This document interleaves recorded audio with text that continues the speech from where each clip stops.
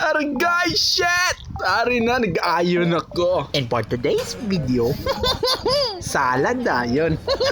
Pero kita nyo naman ang slow-mo ko tagina kundi inta na. Arata sa Coco Ichibanya. Oh shit! Kaupod ang akon tito na si Tito Dondon. And syempre ang nag-message sa unang video si Ate Carol. Wow! What a nice beef curry na yan ni Tito. Ako ng pork. Kagang iyan ni ate ang shrimp. Oh shit! Tan-awa lang.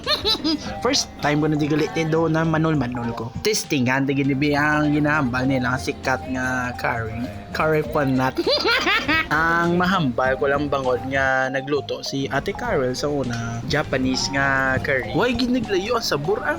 Tungod guro nga nakita ko na sa mga TikTok inang do chocolate bar nga Japanese curry. Kapalarios mala na guro. Ang layo iya sabor ang Indian gagang lokal di ba nga Pinoy ng green yang curry. Ti ang ma-rate ko di sa Coco Ichibanya nga curry. I'd give it a 9 out of 10. Wow, English! What a nice!